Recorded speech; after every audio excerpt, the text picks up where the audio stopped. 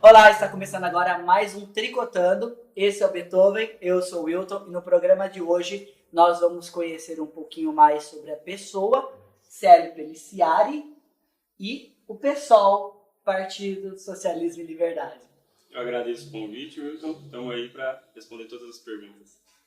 Já registro, antes de qualquer coisa, que a gente fez uma pauta prévia e o Célio não criou nenhum tipo de restrição sobre nenhum assunto que a gente discutiu, por mais polêmico que eles possam parecer. Eu registro isso porque a gente está conversando no campo de política com muita gente e não é comum as pessoas dizerem eu vou falar o que você quiser discutir, a gente vai discutir sobre qualquer assunto. Isso é muito bom, eu agradeço. E o pessoal não tem nada a esconder, né? E eu não esperaria diferente do pessoal. Célio, você foi candidato nas eleições municipais do ano passado. Foi o candidato mais jovem de Araraquara. Mais jovem da história de Araraquara. E você teve uma votação. O PSOL é um partido que dobrou o número de votos, não só como prefeiturável, como também para os vereadores, não é verdade? Sim, a gente teve uma campanha que conseguiu ficar acima das nossas expectativas, né? O pessoal, um partido diferente, um partido que tem ideologia, tem princípio. Nós não fizemos coligação com nenhum outro partido, né? Que as eleições, às vezes, as pessoas não sabem como que é, mas no Brasil a eleição é proporcional para vereador, por exemplo. Então, para eleger um vereador, você não vota só no Wilton, né? Você vota no partido que o Wilton foi candidato.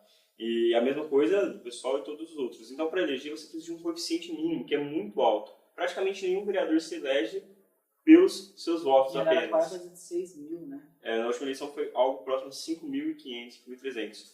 E veja, os partidos se unem, né, para aumentar o número de candidatos e conseguir aumentar esse coeficiente eleitoral, porque eles têm a lógica só das eleições pelas eleições, da conquista do cargo pela conquista do cargo. Nós, pessoal, não, nós temos princípios, né? Então nós olhamos o cenário político de Araraquara, vimos que não tem nenhum partido de esquerda organizado para disputar as eleições. Entendemos que o melhor a ser feito, assim como foi feito no resto do Brasil, era sair numa chapa sozinho, né? E mesmo assim, e eu acho que até por isso, né, por ter demonstrado coerência, a gente conseguiu um alto número de votos, tanto para vereador quanto para prefeito.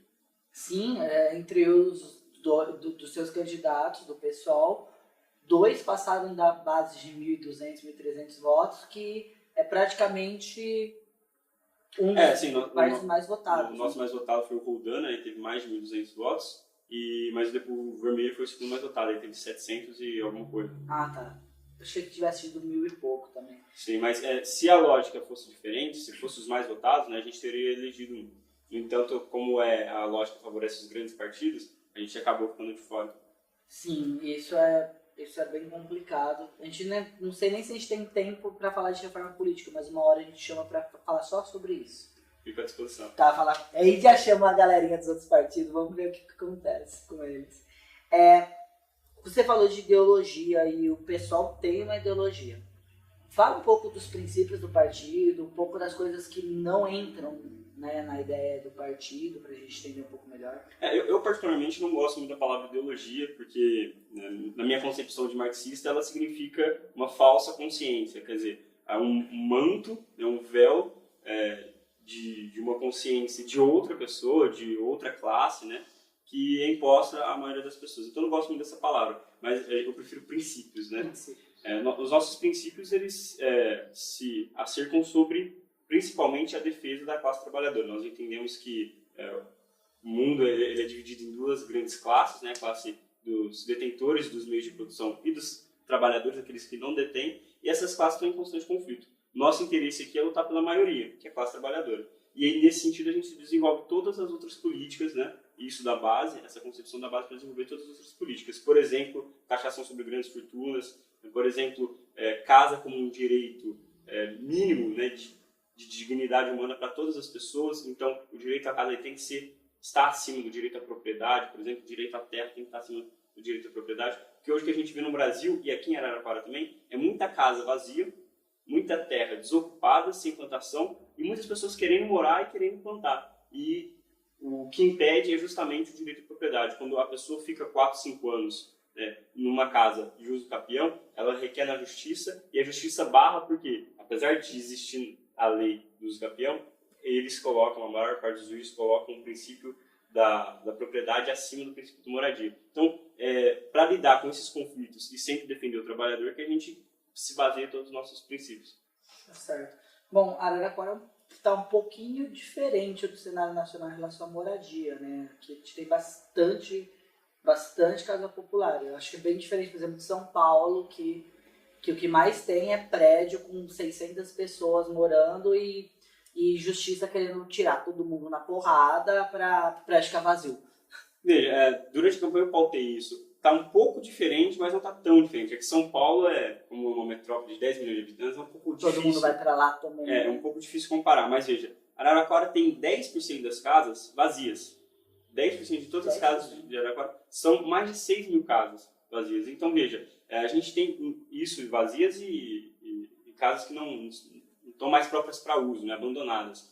Então, a gente tem uma grande máquina especulativa em Araraquara, grandes detentores de casa e de terra, né, de gleba, que fazem especulação imobiliária. Não é à toa que você vai alugar uma casa em Araraquara, você paga nada menos que R$800 numa casa muito, muito humilde, né? Então, isso tudo se deve à especulação imobiliária, à alta concentração de casa na mão de poucos. E por que convém a esses poucos deixarem 6 mil casas sem ter moradores? Porque se tem 6 mil casas sem moradores, tem 6 mil famílias à procura de uma casa, e elas vão fazer qualquer coisa para ter a casa, né? Porque a casa é uma coisa mínima para ter dignidade na vida. Então, você cria uma rede que você pode aumentar o preço da casa, a procura fica muito maior, mas não porque não tem casa, mas porque eles forçosamente não alugam a casa, aumentam artificialmente o preço para poder barrar as pessoas de terem acesso à moradia para ganhar dinheiro. Faz todo sentido. Bom, a gente vai para um rápido intervalo. Na volta eu tenho uma pergunta prontinha sobre moradia para o Célio Peliciari, tá bom? Quando você procura aquela calça jeans, o que te atrai? Qualidade? Variedade? Um ótimo preço? Então é a 100% Jeans. São mais de 20 lojas espalhadas pelo Brasil. E Araraquara e Matão têm as suas unidades. Jeans a preço único, tamanhos especiais, mais de 20 modelos por numeração, jeans coloridas, pretas ou brancas. E tem mais camisas exclusivas a preço único. Se você quer jeans de qualidade, vem para 100% Jeans, porque jeans nunca é demais. Vamos viajar um pouco? Compras, praias, feiras, eventos, passagens aéreas, pacotes internacionais, cruzeiros, tanto faz. O destino certo é a Dilson Turismo. Você que está com pontos na carteira, não se apavore. Procure o CFC Educar. Você faz o seu curso de reciclagem na comodidade do celular e com método de ensino à distância. E se você quer agilizar o seu processo de habilitação, faça também as suas aulas do simulador de direção com o CFC Educar. Tradicional, competente e moderno. É o Centro de Formação de Condutores Teórico que você merece. Atenção, fãs da Douradinha original! As coxinhas douradas da Merceria Freitas de Bueno de Andrada finalmente chegou em Araraquara, no meio da Rua 2. Agora você pode saborear a tradicional, a de catupiry, carne seca, feijoada, de Nutella e de todos os outros sabores mais pertinho da sua casa. São as coxinhas douradas, inigualável, autêntica e original. Você busca uma vaga em uma boa universidade? Muitos buscam, nem todos conseguem. No caminho do sucesso tem uma redação nota 1000. E se a nota 1000 é criar aulas de redação, linguagens e códigos, gramática, simulados, plantões individuais para correção de textos e material didático próprio. Esse é o caminho mais curto para a realização do seu sonho. Faça criar. E voltamos, e como prometido, eu queria saber um pouquinho sobre os projetos de aluguel social. Eu vi que o Jean Willis, que é do PSOL, ele tem um projeto que fala um pouco sobre o aluguel. Você sabe um pouquinho sobre isso? Sobre o projeto do Jean Willis, particularmente, não sei, até porque nossos deputados trabalham muito, né? O Jean Willis foi eleito várias vezes, né? O melhor deputado do Brasil, os deputados do PSOL. Ele teve de 20 vezes o número de votos, né? Então, ele trabalha demais, né? Então, às vezes não dá para acompanhar tudo o que nossos deputados, apesar de serem poucos, trabalham muito, produzem muita coisa. Mas, veja, o pessoal tem duas características na defesa da questão do aluguel. A primeira é o aluguel social, em que o governo ele paga um valor para o proprietário da casa, valor relativo ao valor venal, não ao valor de mercado, para esse proprietário ceder a casa para uma pessoa humilde. Isso faz com que os preços dos aluguéis caiam, né?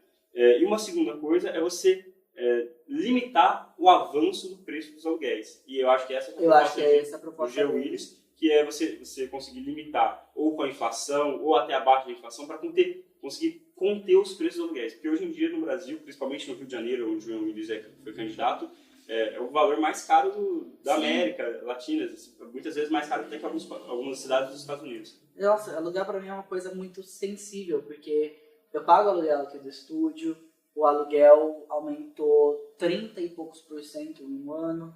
A gente está negociando aqui e realmente eu encontrei salinhas do tamanho sei lá, menor do que a minha cozinha a R$ 1.100 no área central, e é assustador. Eu comecei a ir atrás, porque eu tenho alguns projetos, eu achei salão desse tamanho na rua 4 por 3.700. E aí eu fico assim, meu, loucura. Tem loja na Fonte que é 18 mil aluguel. Você sabe que é papel da prefeitura regular isso. Por exemplo, nosso plano de governo de 2016, nós tínhamos tudo isso descrito seguindo o plano nacional de urbanização das cidades, né, em que a prefeitura poderia, por exemplo, pedir para a pessoa, né, pedir com uma certa... forçar a pessoa a alugar a casa. Se ela não quisesse, a prefeitura poderia tomar a casa da pessoa. Isso depois de passar de vários critérios, são critérios enormes, né, não é uma coisa que acontece de uma hora para outra, e são critérios que eu acredito serem justos, mas depois de um certo tempo, se a pessoa não colocar a casa para ter uma função social, então respeitar a condição mínima da Constituição, que é a propriedade da função social, a prefeitura poderia, no limite, até tomar a casa da pessoa. E isso tudo é política pública para conter o preço dos aluguéis. Tá certo. Bom, faz sentido.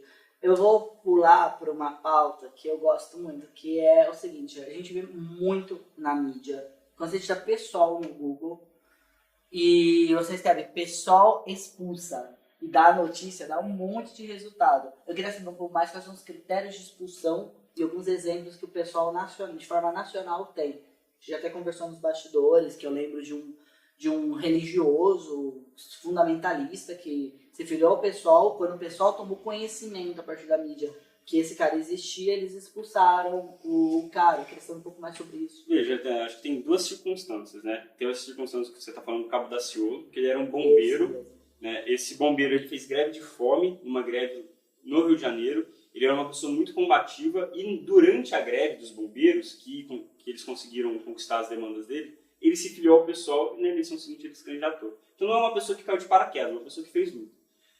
O PSOL é um partido aberto. Às vezes a pessoa entra no PSOL não concorda com tudo. E não precisa também. Ela vai somando coisas ao PSOL, o PSOL vai somando coisas a ela. Mas no caso da Daciolo, ele queria mudar a primeira emenda, né, da Constituição, que é todo poder emana do povo para todo poder emana de Deus. Na nossa concepção, isso é inaceitável. E, além de outras coisas que ele fez, chegou um dado momento que a executiva do partido decidiu tirar ele. Mas por que decidiu tirar ele? Não foi uma decisão autoritária, individual. Foi porque, ao longo do mandato dele, né, quando ele foi candidato e ganhou, ele apresentou práticas que destoavam muito das políticas do pessoal. E, mesmo após conversas, ele não reviu suas práticas. Destoavam mesmo, né? Eu lembro Sim. que ele se tornou fundamentalista religioso. Acho que só para mudar a primeira emenda já é suficiente e tudo mais. Sim, mas o que eu só queria afirmar, ele não caiu de paraquedas, a gente não descobriu depois que ele ganhou as eleições. As pessoas que filiam o pessoal, geralmente elas têm um processo um pouco mais, uma peneira para se filiar, não é qualquer um que se filia. E no caso dele, ele era um lutador, defensor da categoria dele, dos bombeiros. E foi no primeiro momento, nós acreditamos que foi importante a filiação dele. Depois ele se mostrou inapto para estar dentro do nosso partido, mas nós respeitamos a posição dele, tanto é que ele continuou com o mandato. Uma outra circunstância que acontece é o seguinte: o PSOL é um partido limpo, é o único partido que está no Congresso e não está na Lava Jato. E as pessoas olham isso e as pessoas ficam incitadas a buscar o PSOL. Isso de pessoas de esquerda e direita, né?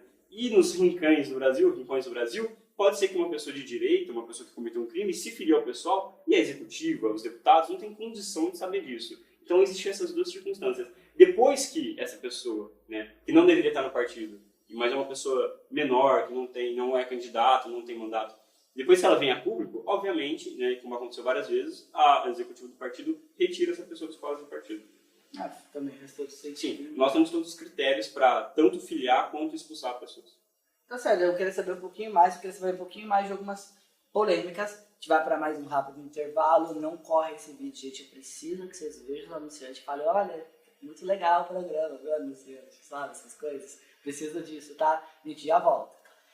Depiubelly, um centro de beleza completo com depilação, limpeza de pele, design de sobrancelhas, manicure, pedicure e vários outros serviços.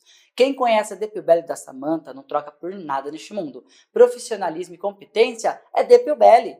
O Gestos, além de uma entidade de ensino, é clínica de especialização e oferece para a população serviços de ortodontia, como aparelhos móveis e fixos, implantes, estética, como clareamento e transformação dos dentes, além, é claro, de diversos serviços em implantes, estética e periodontia.